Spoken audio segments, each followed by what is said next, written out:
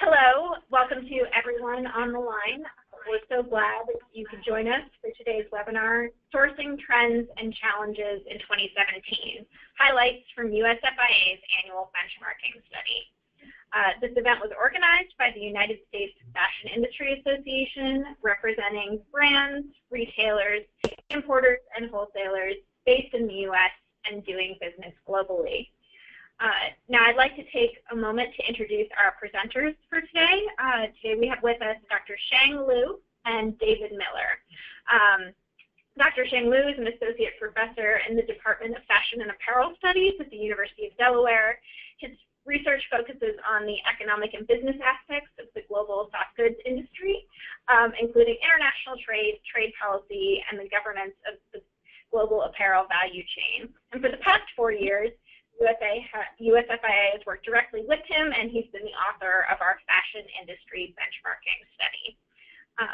David Miller, our other panelist today, is a former senior vice president and sourcing executive at Hudson's Bay Company. He's also a member of our esteemed board of directors. David grew up in the industry, working his way through high school and college in New York's Garment Center. David has worked in corporate sourcing for several brands throughout his career. And as I said, most recently, he managed sourcing and operations for all of Hudson Bay Company's owned brands, including Canada, US, and Europe. My name is Chelsea Murtha. I'm the Marketing and Communications Coordinator here at USFIA, and I'm going to be your moderator today. Just to tell you a bit about how today's going to go. First, we're going to hear from Dr. Sheng Liu, and he will talk directly about the results of the study and the findings. Then David is going to provide a bit of commentary, give you an industry perspective about the findings. And finally, we'll open the floor to questions from you. Please don't wait until the very end to ask your questions, though. You can submit them at any point during the presentation, so as soon as they pop into your head, you can simply go to the questions panel on the side, and once it's expanded, you can type your question and hit submit. And we will attempt to get to as many questions as we have time for at the end of the webinar. And now, with that all out of the way, I can go ahead and turn things over to Sheng. Great, thank you, Chelsea. Thank you so much for joining us this afternoon. It's my great pleasure working with the U.S. Fashion Industry Association on the 4th annual benchmarking study. Particularly, we'd like to thank all companies which participated in this study. Your inputs make this report possible. We also very much hope that this benchmarking study can be useful and informative to both industry leaders and policymakers. Next slide, please. Yeah, and Chelsea, next. Yeah, thank you. So the benchmarking study is based on a survey of 34 executives at leading U.S. fashion companies from April to May this year. And around 68% of respondents report having more than 1,000 employees, including 58% reporting having more than 3,000 employees. So they're very influential players. And these respondents represent various business types in the fashion industry, including retailers, fashion brands, importers, wholesalers, and manufacturers. This study includes 3 topics: the business environment and outlook in the fashion industry, company sourcing practices, and industry's viewpoints on important trade policy agendas. So you can download the report from USFIA's website. And today, I'd like to highlight and discuss some of the most important and interesting findings in this study. Next slide, please. The first issue we examine is the business environment. And like in the past, we asked respondents to identify top 5 challenges facing their business. And this year, we have 3 very interesting findings. First, the top challenge this year actually is not about business, but the protectionist trade policy agenda in the United States. And I personally call this result both unusual and not too surprising. Next slide, please. Oh, yeah, no, just keep it. I'm sorry, can you go back to please? Thank you. So the result is unusual because in the past, protectionism in the United States was always just a medium-ranked concern by respondents.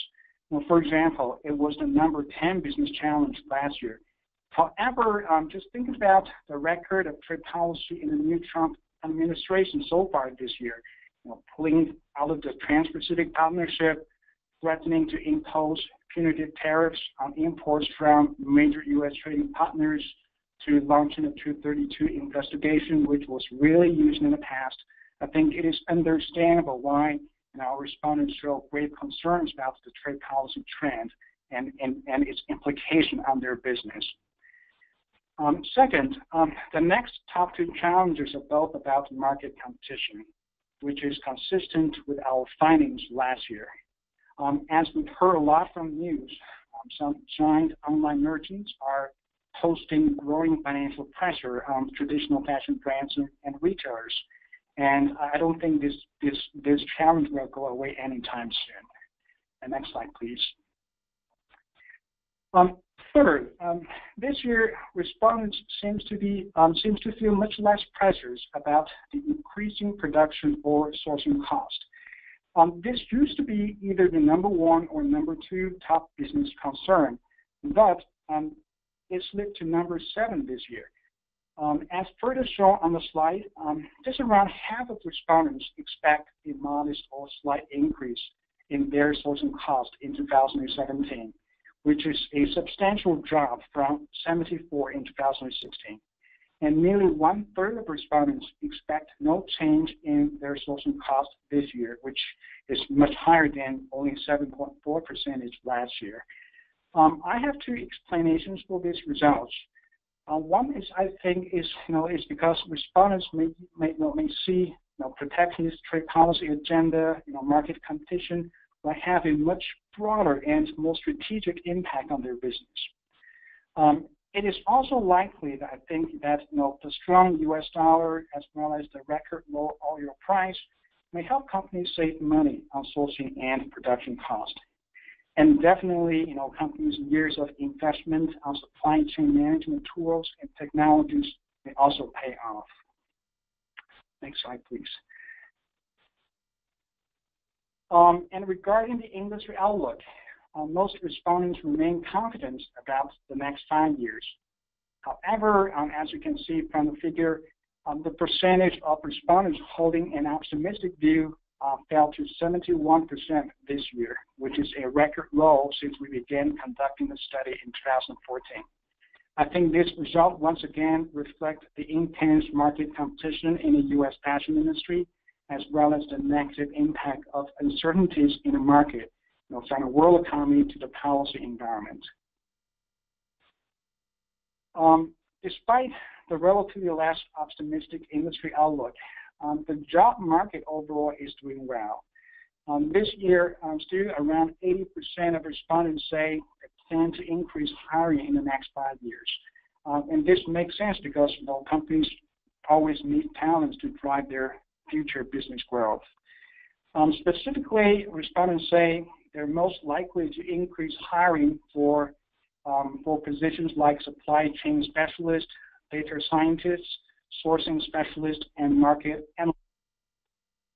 In comparison, respondents say they're least likely to increase hiring or may even cut jobs for sewing operators and general management administrators.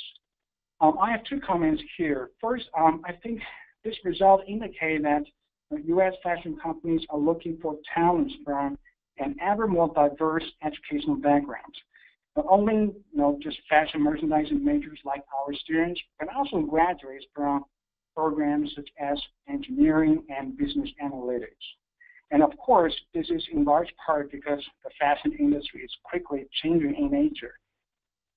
Second, I think this result is a reminder that even though we no longer physically make a lot of apparel in the United States, alongside the supply chain, U.S. fashion companies still create many well-paid and high-quality non-manufacturing jobs. I think this is a very important message this industry has to send out to both policymakers and the general public. Yeah, next slide, please. The second part of the study is about U.S. fashion companies' sourcing strategy.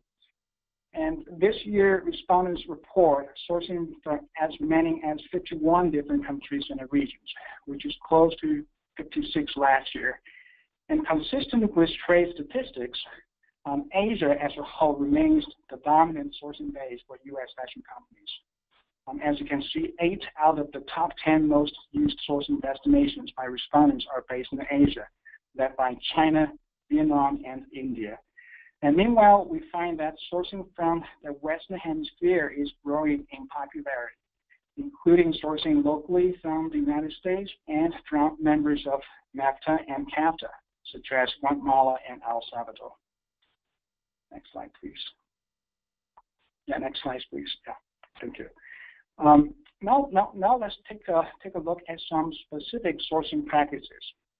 First, about the diversification of sourcing.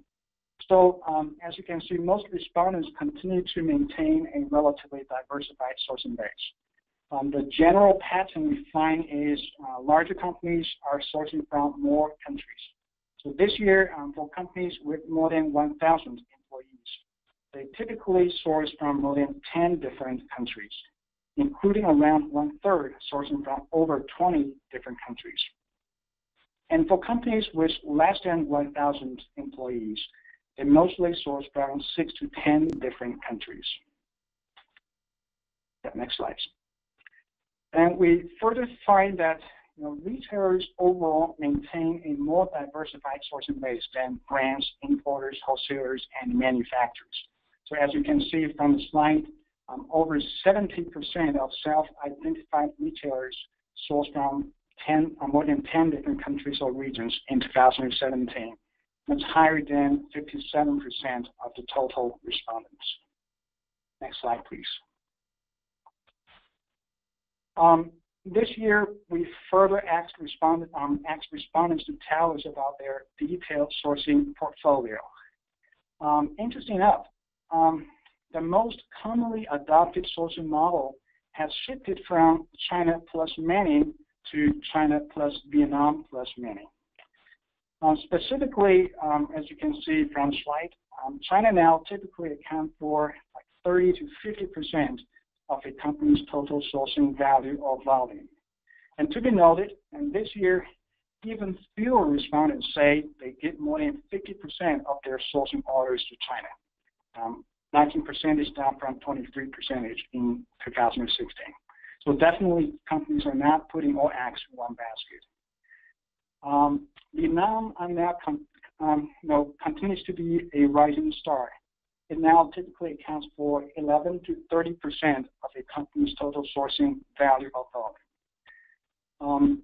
For the remaining part, it could include countries in North, South, and Central America, Europe, and including the United States. And they each usually account for less than 10% of a company's total sourcing value or volume. Next slide, please. Second, about sourcing options. So, continuing with the trends in previous years, full package sourcing remains much more popular than custom-making trend contracting sourcing among respondents. And this means that it is highly expected that suppliers have the capacity of handling raw material sourcing, such as fabrics. It also implies that U.S. fashion companies are likely to give more consideration to supply chain efficiency and speed to market when selecting their sourcing destinations going forward. So sourcing definitely is not just about labor cost. Next slide, please. Okay, so this is something new. So this year we newly asked respondents to rate each primary sourcing destinations based on the 3 most important factors companies typically consider in deciding where to source. Just like how we rate hotels or restaurants, so in the figure, 5-star means much higher performance than average, and 1-star means much lower performance. Okay? So the first factor we look at is speed to market.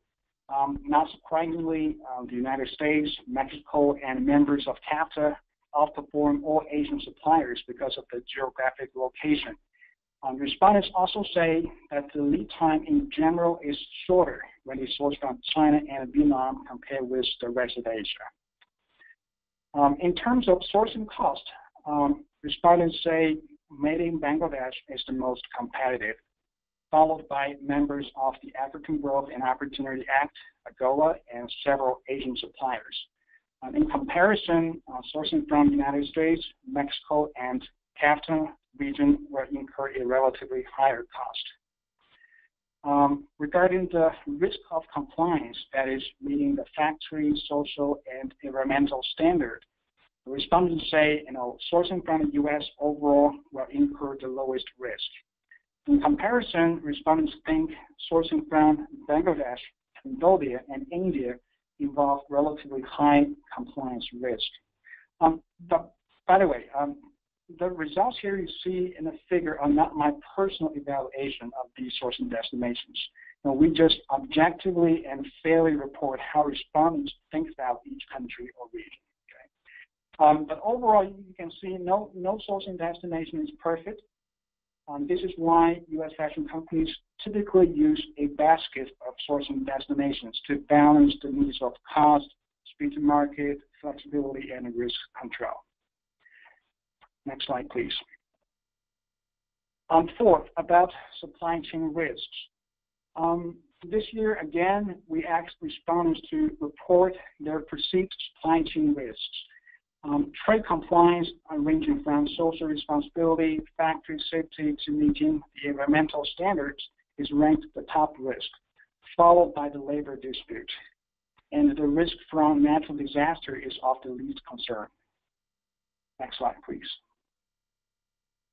And related, fashion companies are attaching greater importance to sustainability and social responsibility when they decide where to source. And this year, around 88% of respondents say ethical sourcing and sustainability is more important to their company compared with 5 years ago. And not a single respondent said the issue is becoming less important. And because of the increasing attention to the issue, so this year we newly asked respondents to provide details about how they handle social responsibility and sustainability in sourcing. And we have two key findings. One is that we find overall U.S. fashion companies care about who is making their products. So for example, 90% of respondents say they map their supply chains. That is, keeping the records of their names, location, and functions of their suppliers. Second, U.S. fashion companies overall care about how their products are made, or under which condition their products are made. So mostly 100% of respondents say they currently audit their suppliers. Next slide. So more specifically, it has been a very common practice for U.S. fashion companies to not only track their Tier 1 suppliers, that is those suppliers they contract with, but also Tier 2 suppliers, that is supplier's supplier. In comparison, much fewer respondents say they currently map Tier 3 and Tier 4 suppliers, which could be because of the difficulty of getting access to related information.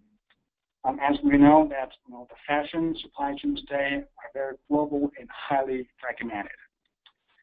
Meanwhile, we find that the diversification of a company's sourcing base will have an impact on how they map suppliers. In general, it seems like a more diversified sourcing base makes it more challenging to monitor suppliers closely. For example, fewer respondents with more than 10 sourcing bases currently map Tier 1 suppliers compared with those sourcing from less than 10 countries or regions. Regarding auditing, the vast majority of respondents use third-party certification programs. About half currently use both the third-party certification program and their internal compliance teams. And in comparison, it is much less popular for companies to use their own compliance team solely. Next slide, please. And also, 68% of respondents say they conduct both announced and unannounced audits, but 100% auditing either announced or unannounced is much less common.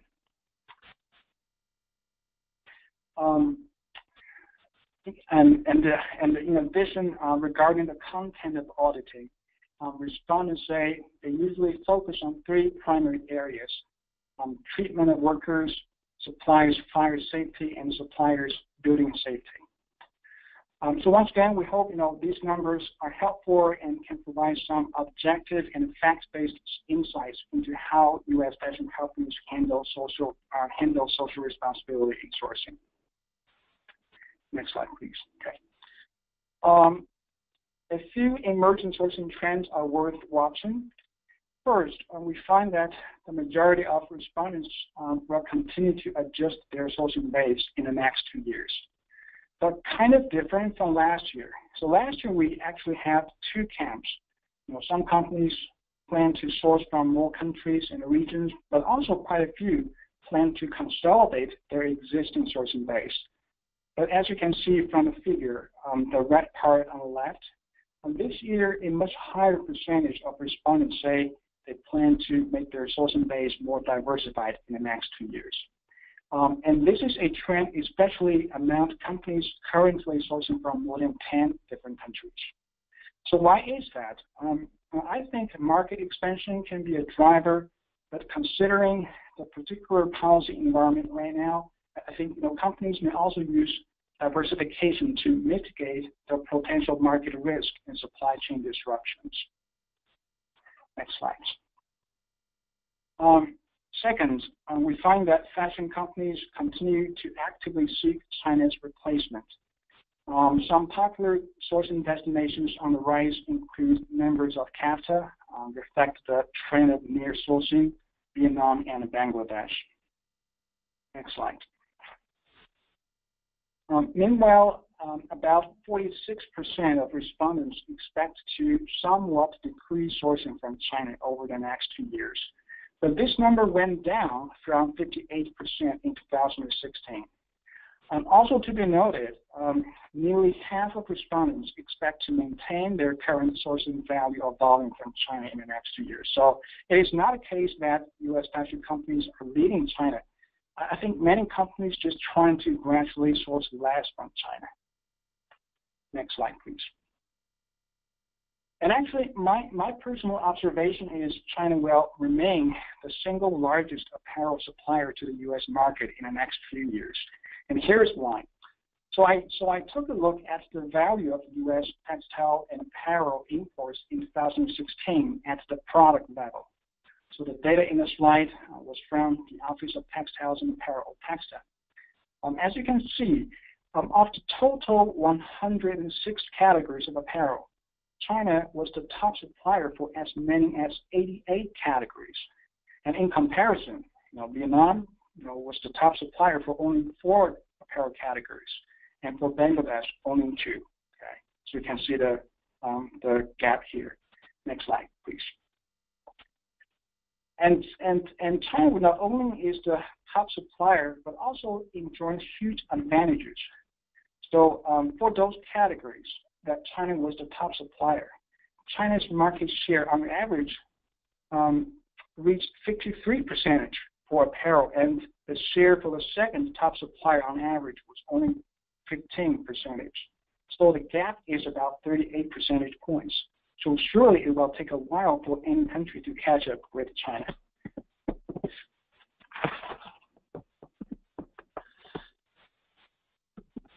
Okay.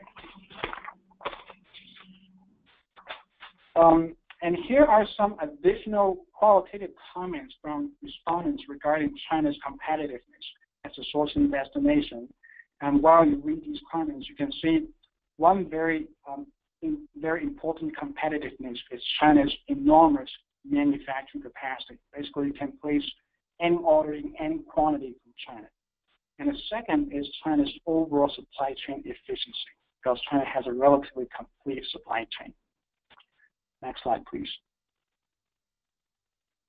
Regarding Vietnam, it is the second most used sourcing destination by respondents in 2017, and many companies expect to continue increasing sourcing from the country in the next 2 years. However, compared with the results in our previous benchmarking studies, respondents seems to become more cautious about Vietnam's growth potential. Especially this time, no respondents plan to strongly increase sourcing from Vietnam in the next 2 years. But back in 2014 and 2015, this number was around 20%. Well, I think two factors may be related. One is, as we all know, the United States withdrew from the Trans-Pacific Partnership earlier this year, which is a great disappointment to many companies. Second, I think Vietnam's increasing labor costs may also explain why some companies are holding back. And in particular, if you look at the data, most U.S. apparel imports from Vietnam are price-sensitive basic fashion items. Okay. Next slide.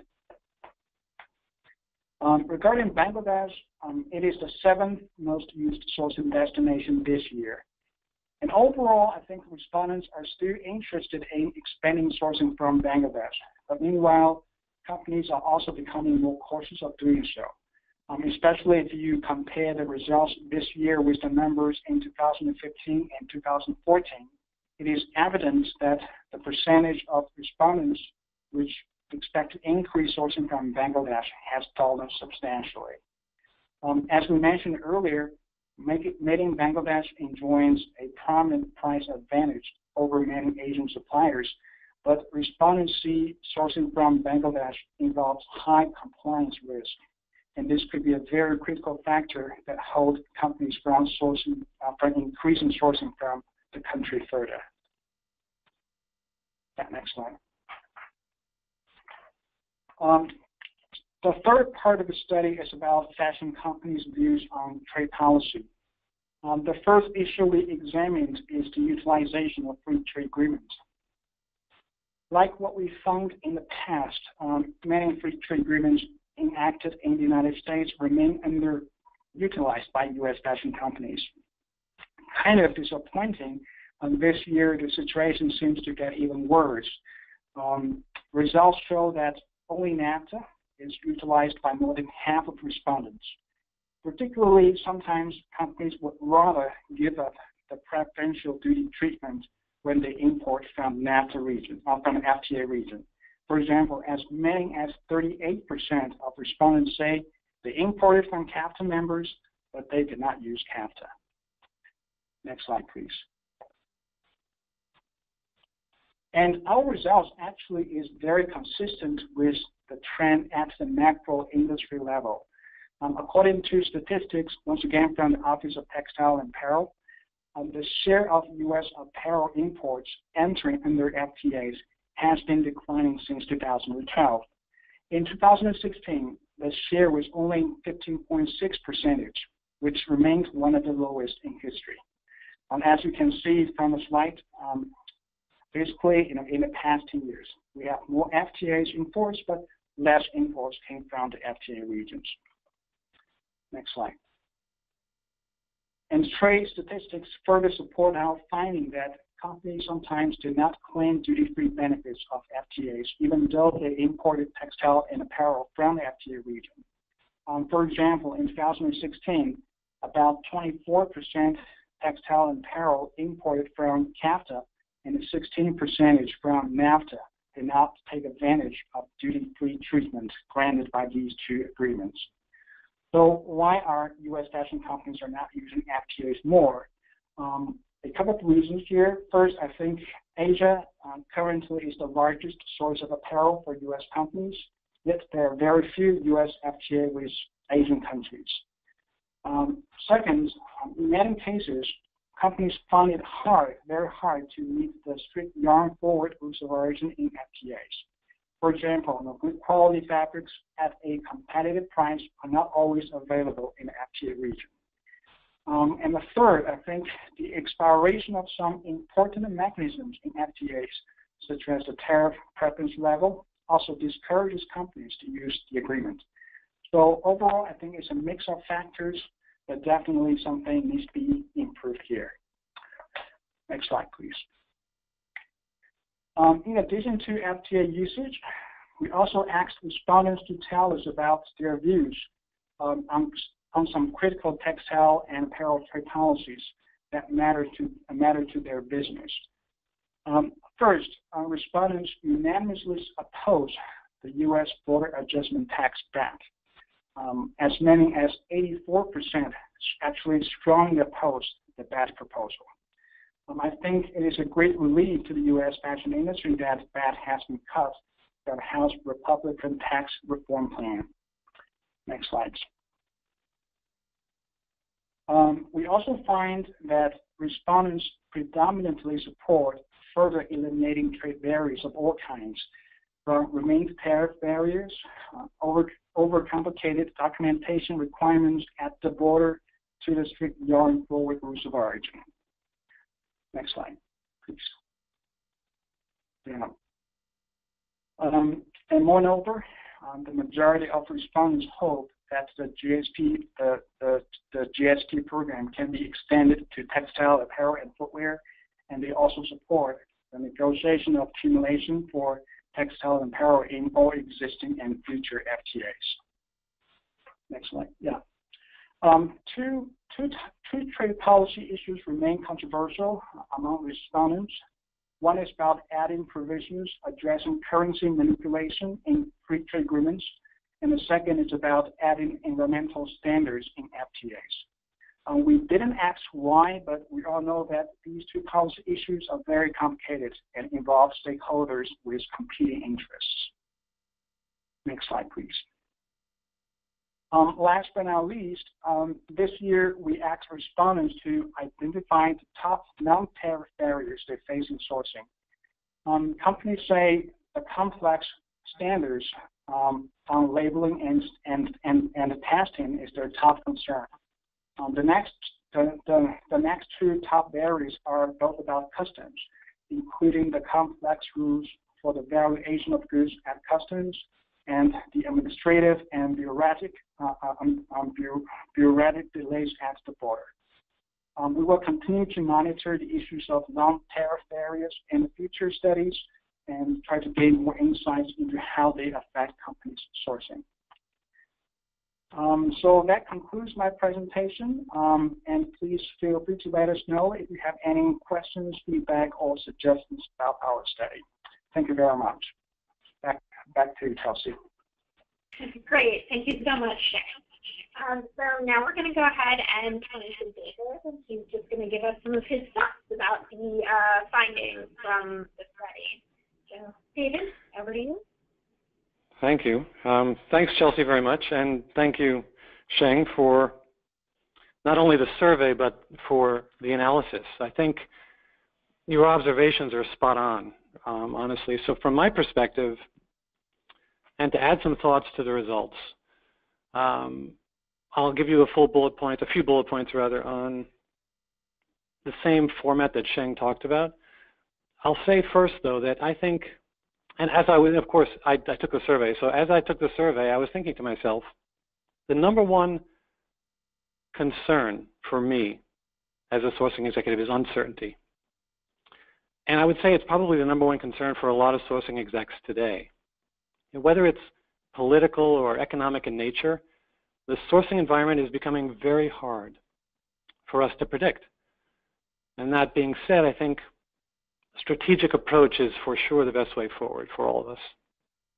So some important factors that I've seen shaping our business environment today, again, as I was taking the survey, I thought about some other details and impacts to my life and my business as I've been handling these different operations. And I'm not going to give you guys any data. Thank you, Sheng, for all the data, by the way. It's very important. But the first thing that comes to me when talking about data is that we should all be figuring it out, whether it's big data or just data mining in general, whatever term you want to call it. We need to be understanding what the consumer is doing and why. We all know Inditex is one of the best at using data to drive their decisions. We've all got to get better at this piece. For sure, it was a growing concern for me and my team at Hudson's Bay. Product assortments are also becoming more shallow and broad instead of narrow and deep. And we're going to need the data to be able to respond to this changing landscape. Second, I would say the thing that's on my mind most, I think, about product is product differentiation. You know, the importance of private brands and being able to capture the consumer's attention by offering something unique.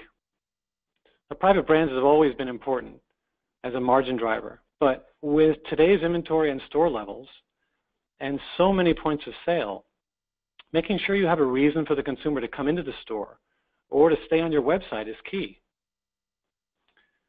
Third, and maybe a tie for first, I would say is speed to market. I've always told my teams that we own speed. The bottom line is that our internal structure, our internal decision-making constraints often keep us from performing. But when you remove layers and you hold people accountable for decisions, empowerment is a very powerful tool, no pun intended. And I see this also tying in with digital innovation and the impact that I think this will have on both speed and margin. Things like 3D design and virtual sample making. They're not only going to speed up the process and let us get a bit faster to market and let us respond to that data that we're mining, but they're going to impact the bottom line as well. To add a little bit about the sourcing piece and sourcing strategies, I think Sheng's data is telling. And perhaps for future benchmarking surveys, Sheng, we can include a question or two about the actual vendor matrix, not just a country matrix. I know this is a sticky wicket for a lot of people, but with more and more, say again? I totally agree. I mean, with more and more transparency coming to the forefront in our industry, a lot of companies are starting to share their vendor base on their websites. Depending on how we phrase the question, I'm sure that we can probably get some interesting data on what companies are doing with their actual vendor matrix. So I agree with the results that diversity is key. Certain countries are going to be taking some volume from China. Some are probably going to be giving some back, frankly. But as important is how we partner with our vendors and consolidate both within and across countries. So our strategies going forward, we're going to be asking our vendors to do more for us, be more strategic, and invest for us. So being more valuable to those key vendors will drive cost savings as well as improve the speed. From a cost perspective, I think the data shows cost is still a driver, even though it's number 7 on the list.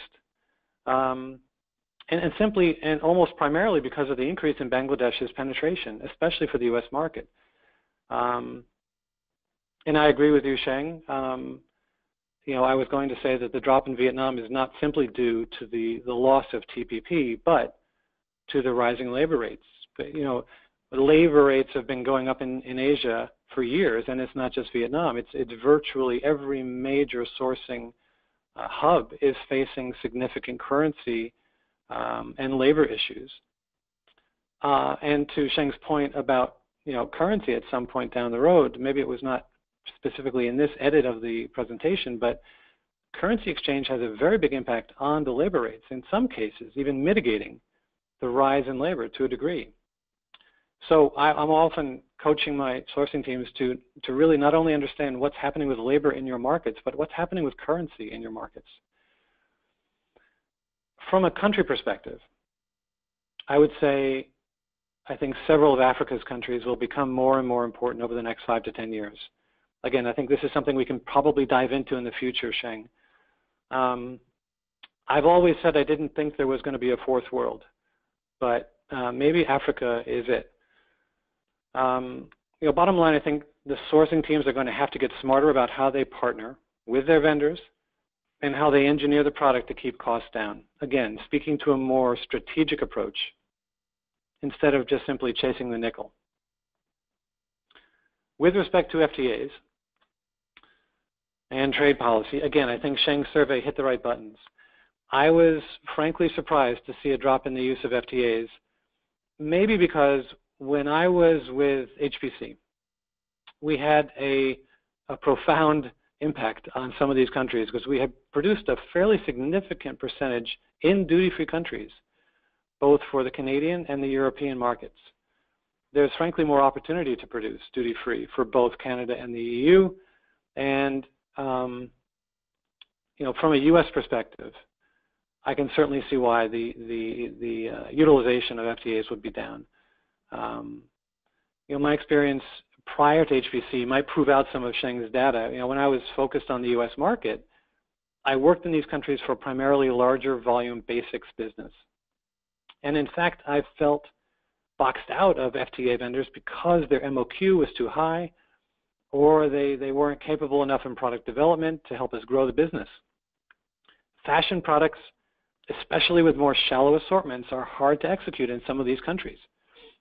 I think the biggest issue is labor skills, but also the line size and the need for transportation of raw materials from outside that country. So bottom line is that we need to weigh the cost of duty savings against time and quantity limitations. And this again speaks to the change in demand and how our product assortments are adapting in response to this. I mean, one thing that surprised me, though, was the data that showed a high percentage of CAFTA volumes that didn't take advantage of the duty savings. I mean, perhaps, Sheng, we can dig into this deeper next time as to the reasons why. I mean, I can think of several reasons why, but for something that is so close to home and so easy to access, I think I'd like to learn more about what's happening in terms of those trade volumes that are not fully utilized. And that's pretty much the end of my remarks. So love to hear your feedback, Sheng, if any, or if, any further thoughts from Chelsea and the larger audience. Yeah, Great. thank you. Well, thank you. Yeah. Yeah, thank you, David. Sheng, if you have comments, you can go ahead. Otherwise, we'll turn to questions. Yeah, just have one comment. I totally agree with David, and actually, we're thinking about trying to add more questions to understand not only why companies are not using FTAs, but also how they use the current exceptions to yarn forward rules of origin. Because many respondents tell us one barrier for them to use FTA is the very, very restrictive yarn forward rules of origin, and right now there are some there are some mechanisms out there like the short supply list and tariff preference level that can help companies to use these FTAs in a more flexible way, but there's no really strong evidence out there why companies are using these exceptions and how they use these exceptions, and we try to understand more in the future studies. Awesome. That's all. Great. All right. Well, as a reminder, everyone, you can go ahead and continue to submit questions through the question panel on the side, and I'll pull them up in the order they come in. So first, I know you guys have kind of been talking about this, but maybe you could go over your perspectives on, or give us sort of your reasons. Maybe, David, you said you had a couple of thoughts about why CAFTA members aren't using, or why people sourcing from CAFTA aren't using it. But talk about duty-free sourcing some more, and whether or not you think more companies are going to shift to sourcing in these countries with duty-free access to the U.S. In the next few years. Well, I mean, the first things that come to mind, I hate to say this, but the first things that come to mind when I think about somebody not taking advantage of the duty benefit is ignorance. It's either they could be smaller companies that are just not equipped with the proper knowledge base inside the company to know what the rules are and to know whether they're missing an opportunity. I mean, another option could be speed in terms of them just needing to get things quickly done, and maybe they are cutting corners on documentation. Also kind of a compliance issue in my mind, but I'm sure it's out there. I'm sure companies are out there cutting corners, and honestly, when you look at the speed equation and how much it means to somebody to get something to market first or to get something to market in response to a chase, this goes back to my earlier comment, is if they're going to be getting full price selling as a result of that speed, then they're probably throwing the margin equation to the side for the moment. And I know some companies, we had to do this at HPC when we were looking at inventory and how to manage some landed programs that were on replenishment. We had to kind of put the cost equation on the back burner for the meantime while we figured out how to get fast and how to get to the consumer before anybody else could. And if we were getting full price selling, it was fine. It was worth it. Those are the two things that come to mind immediately for me.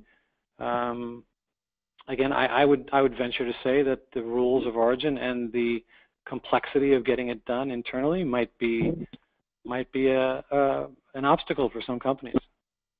Mm-hmm. Yeah, I totally agree with David. And to your question, Chelsea, I'm sorry, did you have something else?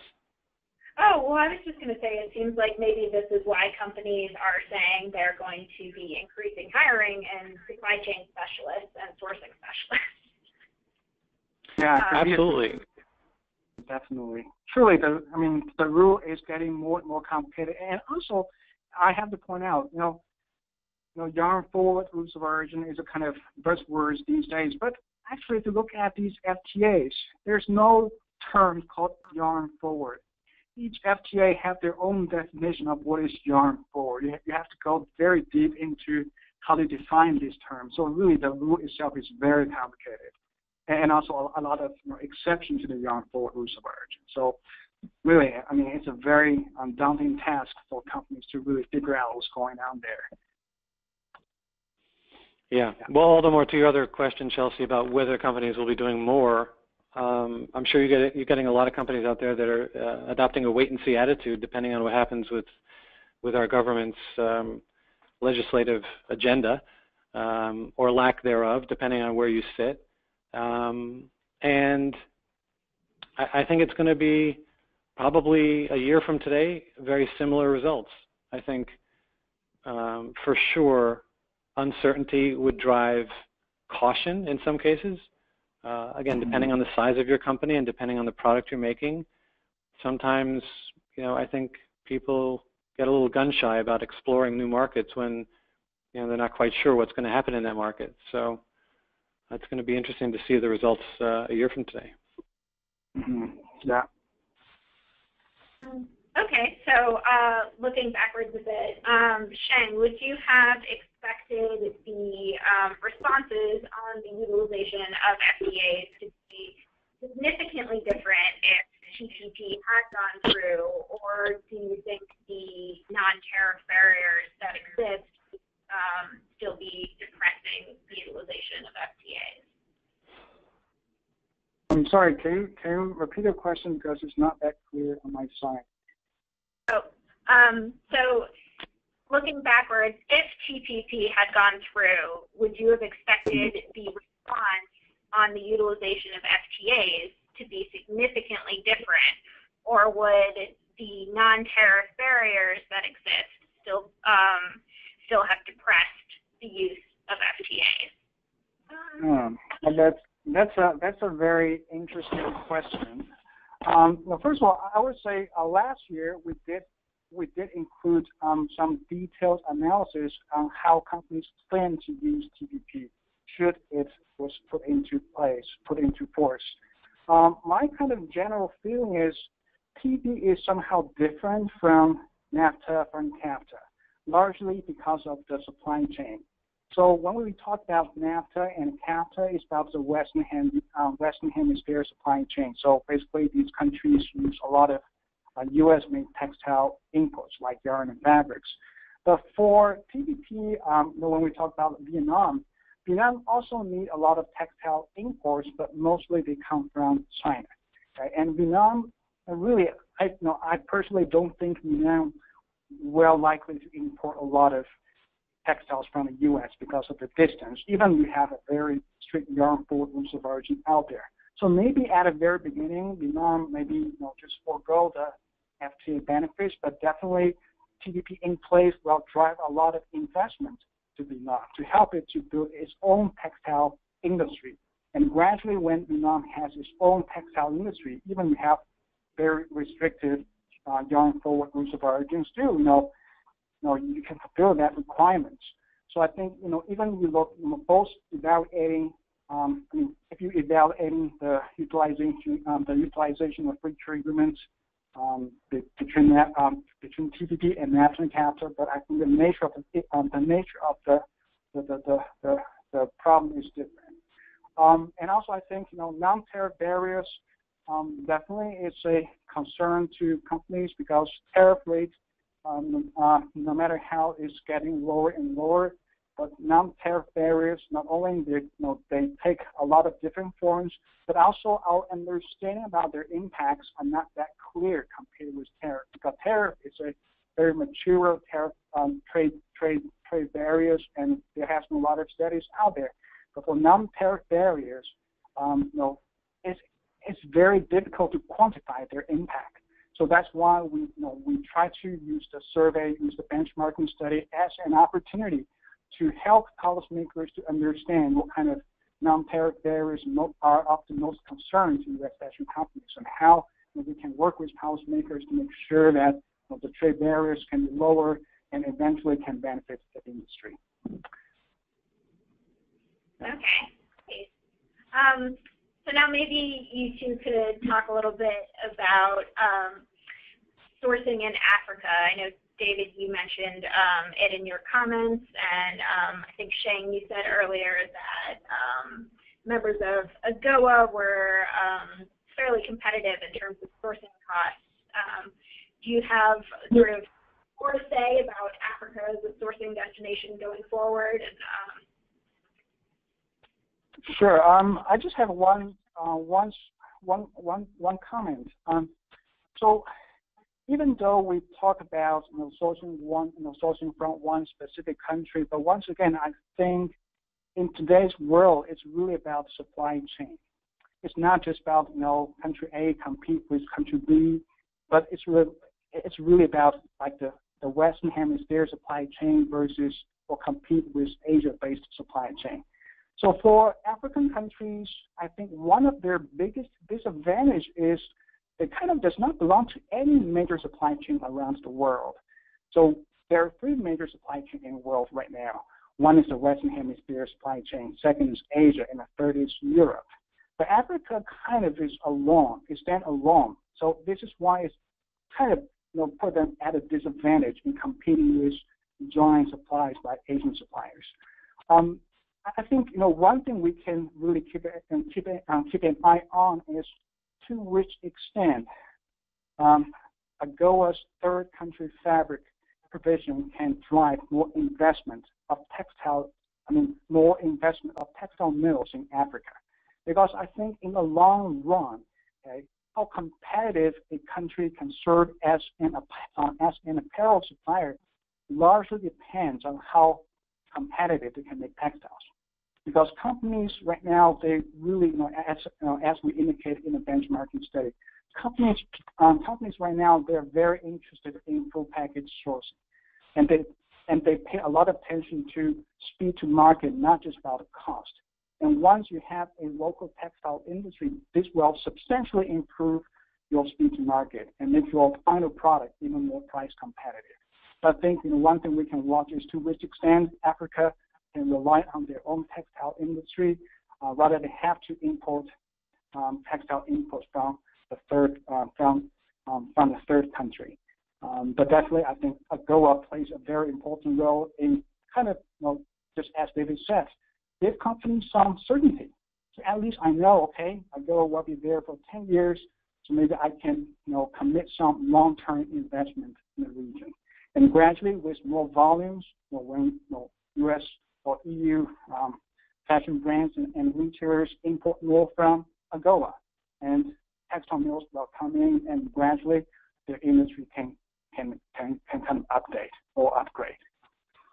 Yeah, that's my comment. Yeah, I agree completely, Sheng. I think that's a very eloquent and thorough explanation. I agree with you 100%. I think the textile piece is key.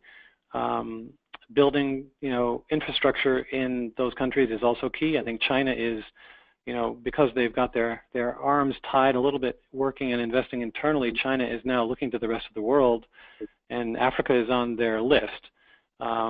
Also, companies like VF and PVH are investing significantly in some plants and some free trade zones down there. So that's why I said 5 to 10 years. I think, to Sheng's point, there's a lot of work to be done on the supply chain side, on the raw material side.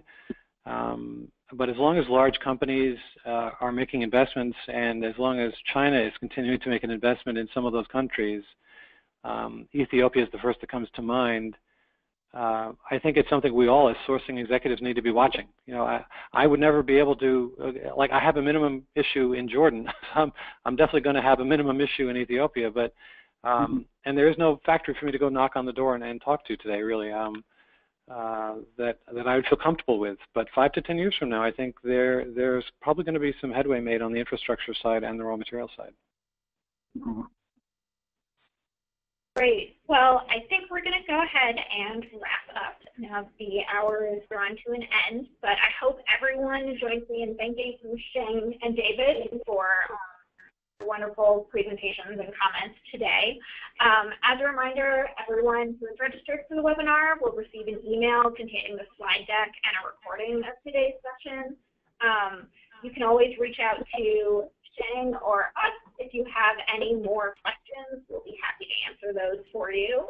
And just heads up, we've announced today that USFIA is going to be holding a series of webinars with our associate member Aiken Gump, updating you on the NAFTA negotiations as they go forward. I'm sure that's of interest to most of you on the line. We'll be having monthly updates on the last Wednesday of every month. You can go ahead and register for those webinars on our website. Again, if you have any questions, get in contact with us. Otherwise, I hope you all have a great rest of your day. And thanks again so much to Sheng and David. Bye-bye. Thank you. Yeah, thank you. Bye-bye.